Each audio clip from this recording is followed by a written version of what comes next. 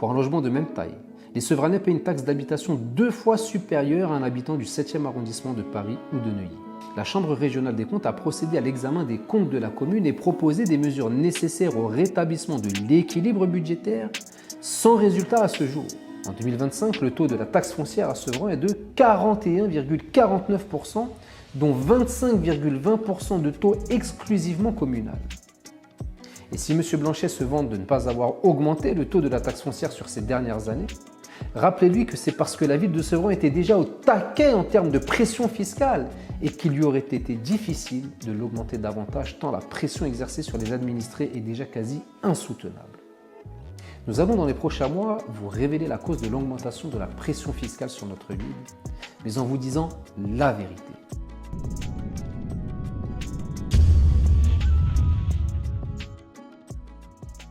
Bonjour à tous. Dans une précédente vidéo, je vous ai lu un communiqué du Front de gauche signé notamment par Brigitte Bernex, actuelle première adjointe de Stéphane Blanchet, dans lequel elle fustigeait la gestion financière de l'ancienne équipe municipale. C'est pourtant cette même équipe, Stéphane Blanchet en tête, avec laquelle Mme Bernex n'a pas hésité à faire alliance quelques années plus tard, en 2020.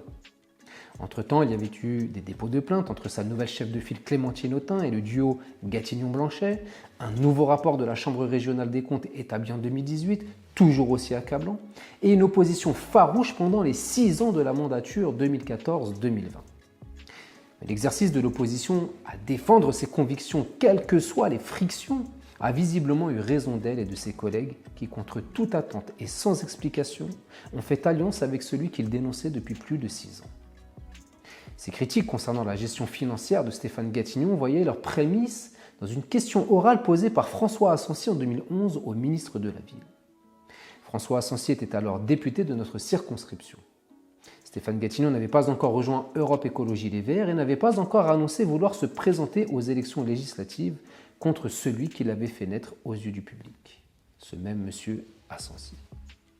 Voici donc la question orale posée par M. François Asensi au ministre de la Ville de l'époque, M. Leroy.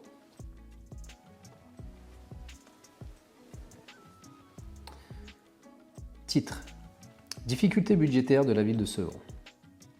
Monsieur le Président, la parole est à M. François Asensi pour exposer sa question numéro 1310. Monsieur François Asensi. Sevran est une ville symbole de discrimination territoriale en Île-de-France. En 2006, déjà, j'étais intervenu à l'Assemblée au sujet des difficultés budgétaires de cette ville, intervention qui avait alors permis de débloquer une rallonge exceptionnelle. 5 ans après, je tire à nouveau le signal d'alarme car rien n'a fondamentalement changé. Les finances communales sont en déséquilibre structurel depuis le départ de nombreuses entreprises, si bien que l'injustice fiscale qui frappe les Sevranais perdure. Ainsi, pour un logement de même taille, les Sevranais paient une taxe d'habitation 2 fois supérieure à un habitant du 7e arrondissement de Paris ou de Neuilly. C'est inacceptable, d'autant que les Sevranais vivent plus durement les effets de la crise, qu'il s'agisse du chômage ou des bas revenus. Malgré des impôts locaux plus chers, les Sevranais ne bénéficient pas d'un service public d'égale qualité. Pourquoi les trottoirs de leur ville seraient-ils plus mal entretenus qu'à Paris? Les services publics plus restreints? Les personnels communaux moins bien traités? Les Sevranais refusent de se contenter d'un service public minimum et je les soutiens. Comment accepter cette double peine fiscale et sociale? L'intercommunalité rassemblant les villes de Sevran, Tremblay-en-France et Villepinte assume sa part de la solidarité entre les territoires. En tenant compte du potentiel fiscal de Sevran, elle abaisse le coût pour les Sevranais de certains services, transport, aide aux handicapés, ramassage des déchets, etc. et contient l'imposition locale. Mais cette solidarité intercommunale ne peut gommer de profondes inégalités à l'échelle régionale et à l'échelle nationale. C'est à l'État de garantir l'égalité entre les territoires. Certes, un programme de rénovation urbaine sans précédent de plusieurs centaines de millions d'euros est en cours à Sevran. Il faut saluer cet effort. Reste que, sans les ressources de fonctionnement correspondantes, l'amélioration risque d'être éphémère. Lors des débats sur le texte créant le Grand Paris, j'ai appelé à une indispensable révolution fiscale en Île-de-France visant à mettre fin aux inégalités croissantes entre l'Est et l'Ouest francilien. Cette exigence de justice ne peut être plus longtemps ignorée. La suppression du Fonds de solidarité Île-de-France, l'insuffisance des dotations de péréquation et le gel des dotations aux collectivités vont encore aggraver les difficultés des Sevranais. Ainsi, une enveloppe budgétaire de 500 000 € promise récemment à la municipalité n'a toujours pas été notifiée. au nom des Sevranais, je demande à l'État le respect de l'égalité républicaine. Que compte faire le gouvernement pour pallier les difficultés budgétaires de Sevran? Le président donne ensuite la parole à Madame Marianne Monchamp, secrétaire d'État auprès de la ministre des Solidarités et de la Cohésion sociale. Madame Marianne Monchamp. Monsieur le député, vous interrogez le ministre de la Ville sur les difficultés budgétaires de la ville de Sevran. Permettez-moi donc tout d'abord de vous prier de bien vouloir excuser l'absence de Monsieur le Roi en déplacement avec le président de la République. La commune de Sevran est confrontée depuis plusieurs années à une situation financière difficile. Sa population, relativement jeune et en grande difficulté, continue de s'accroître, de même que la demande en direction des services publics communaux. Vous le savez, l'État est attentif aux difficultés de cette collectivité territoriale et, d'une manière générale, au développement, avec le Grand Paris, du territoire Clichy-Montfermeil, Sevran, Livry et Aulnay, pour lequel la signature d'un contrat de développement territorial est prévue. Outre le formidable levier que constitue la venue du métro automatique, le contrat de développement territorial sera l'occasion de trouver les voies et moyens pour amplifier et pérenniser les effets de la rénovation urbaine. À plusieurs reprises au cours des 5 dernières années, l'État a apporté son soutien financier à la commune. Ainsi, la ville de Sevran a bénéficié, depuis 2006, de subventions exceptionnelles d'équilibre pour un montant total de près de 2 millions d'euros. 400 000 euros en 2006, 1 million en 2008 et 500 000 en 2009. Ces aides exceptionnelles ont été décidées après saisine de la Chambre régionale des comptes, conformément aux dispositions de l'article L 1612-5 du Code général des collectivités territoriales, qui prévoit la saisine par le préfet de la juridiction financière en cas de déséquilibre du budget primitif.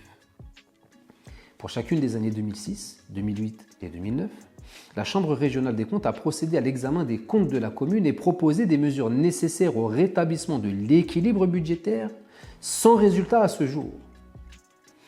Pour ce qui est des perspectives de développement économique et de valorisation du territoire, la création, le 1er janvier 2010, de la communauté d'agglomération Plaine de France, regroupant les villes de Sevran, Villepinte et Tremblay en France, pourrait offrir de nouvelles opportunités à la commune de Sevran dans les prochaines années, grâce notamment à l'économie d'échelle engendrée par cette intégration et aux ressources financières apportées par la péréquation intercommunale. Globalement, le gouvernement met en œuvre de nombreuses mesures en faveur des communes les plus en difficulté. Ainsi, dans un contexte de gel des dotations et malgré un budget contraint, la dotation de solidarité urbaine est augmentée de 6%, soit 77 millions d'euros en 2011. La hausse de cette dotation est de 35% depuis 2007. Quant à la dotation de développement urbain, elle sera maintenue à 50 millions d'euros. Pour la Seine-Saint-Denis, cela représentait 8,6 millions d'euros en 2010. Par ailleurs, l'article 125 de la loi de finances pour 2011 institue un nouveau mécanisme de péréquation des ressources communales et intercommunales en lieu et place des fonds départementaux de péréquation de la taxe professionnelle. Les ressources du fonds augmenteront de manière progressive avec un objectif pour 2015 fixé à 2% des recettes fiscales des communes et EPCI. Le gouvernement remettra, avant le 1er septembre 2011, un rapport présentant les paramètres de fonctionnement du fonds en vue de leur adoption en loi de finances pour 2012. En ce qui concerne un dispositif de péréquation, le ministère de la Ville et le ministère chargé des collectivités territoriales seront très attentifs à ce que les communes les plus pauvres, en particulier celles comportant des US, puissent émarger à ce fonds. Ensuite, Monsieur le Président reprend Madame la secrétaire d'État en lui indiquant que son temps de parole est très largement dépassé. Monsieur Asensi répond à nouveau par les propos suivants. Les propositions que vous énoncez, Madame la secrétaire d'État, ne règlent pas de manière structurelle la situation de Sevran. Je ne les qualifierai pas de mesurettes puisqu'elles constituent tout de même des pas importants, mais elles restent nettement insuffisantes. Vous avez évoqué le Grand Paris, mais le métro n'arrivera pas à Sevran avant 15 ans, alors que c'est aujourd'hui que les Sevranais veulent que leur quotidien s'améliore concrètement.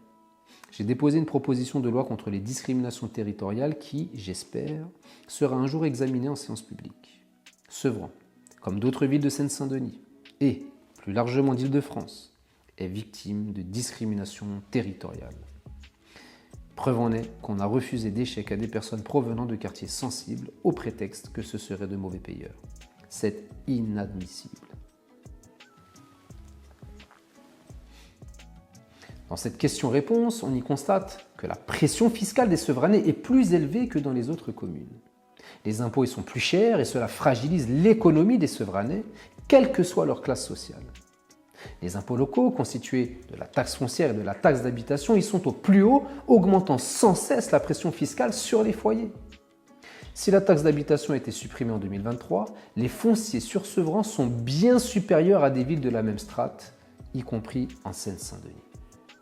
En comparaison avec Aulnay-sous-Bois et Livry-Gargan par exemple, les taux y sont beaucoup plus élevés.